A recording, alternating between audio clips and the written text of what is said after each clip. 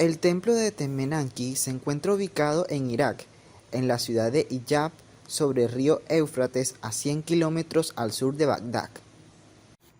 Etemenanki, el templo de la creación del cielo y de la tierra, es el nombre que se le da al Sigurá de Marduk, la deidad principal del pueblo babilonio durante el siglo VI a.C. de la dinastía Caldea. Originalmente era de 7 pisos, pero en la actualidad solo sobreviven las ruinas. Tiempo después se empezó a conocer como la Torre de Babel, la famosa construcción descrita en la Biblia. No se sabe a ciencia cierta cuándo fue construido el templo, pero se presume que existía antes del reino de Hammurabi. Se cree que el poema que describe la creación de Babilonia, Enuma Elish, el cual fue escrito durante o poco después del reinado de Hammurabi. El poema menciona que el templo de Temenanki se construyó inmediatamente con la creación del mundo, lo que se puede deducir que la construcción fue edificada al menos 100 años antes de la composición del escrito. La ciudad de Babilonia fue destruida en el 689 a.C. por Sennacherib. De esta destrucción se jacta de haber acabado con Etemenanki. La ciudad fue reconstruida por Nabopolassar y su hijo Nabucodonosor II. Se tardaron 88 años en concluir la obra. Su foco central era la intervención de Etemenanki, de sus 7 pisos y su capilla en la cima. La base de la torre era un cuadrado de 92 metros por cada lado. La altura del edificio fue modificada entre los reinados de Nabopolassar y Nabucodonosor II. Esto con el fin de darle más poderío y majestuosidad, pero según estudios, los arqueólogos determinaron que pudo haber tenido entre 60 y 90 metros de altura. Se conserva un relato muy interesante y detallado de este sigurat por parte de Heródoto, quien visitó Babilonia. En medio de cada uno de los 2 grandes cuarteles en que la ciudad se divide, hay levantados 2 alcazares.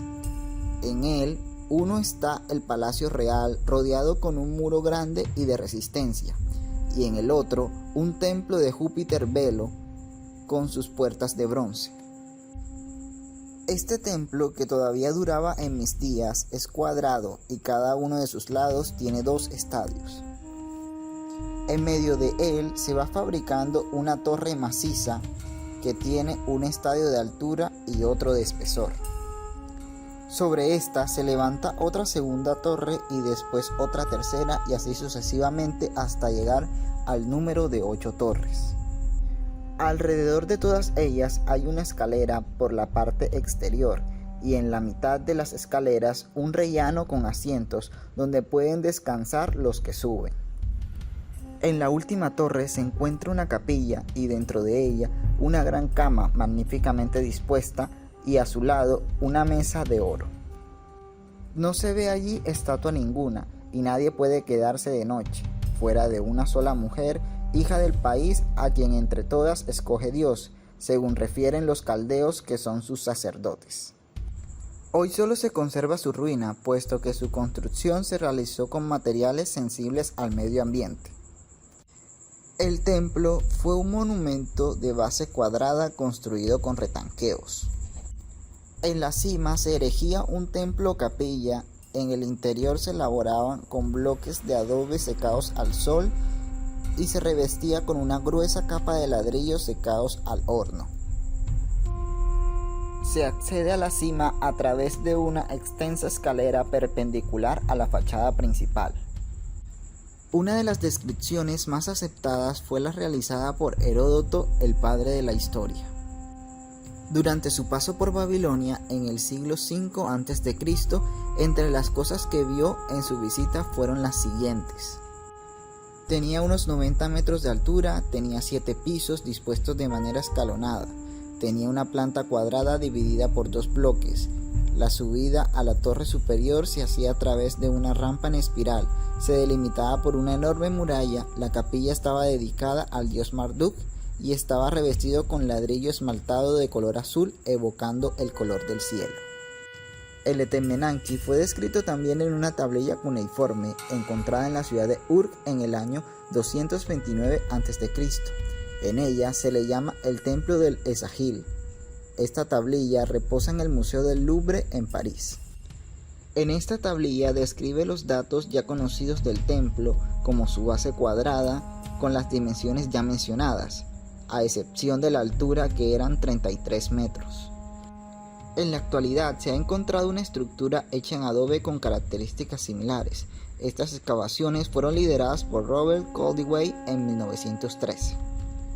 Se descubrieron unas largas escaleras en el sur del edificio y pasillos que unen estancias. También se han hallado escaleras en forma de T, aunque se desconoce su altura final, rampas en forma de espiral como las que planteaba Heródoto. Los nichos de la estructura se encontraban finamente decorados, con motivos del Año Nuevo babilónico y la creación del monumento como tal, lo cual le da más significancia al edificio, como lo era la Puerta del Sol, entrada al cielo, que era visto como un lugar de comunicación entre lo divino y lo terrenal. Se construyó a lo largo de muchos reinados. Babilonia cae en el año 539 a.C. bajo la dominación persa. Se rebelan en el 482 a.C. bajo el mando de Jerjes, pero esto trajo significativos daños al monumento. Un siglo más tarde, en el 331 a.C., Alejandro Magno estableció su capital en Babilonia. Trató de restaurar la torre al momento de verla, pero esto le generó tanto trabajo que abandonó el proyecto. La torre sirvió como cantera para las construcciones aledañas, reduciendo el tamaño a un montículo uniforme. Sobre ella se edificó una pequeña construcción.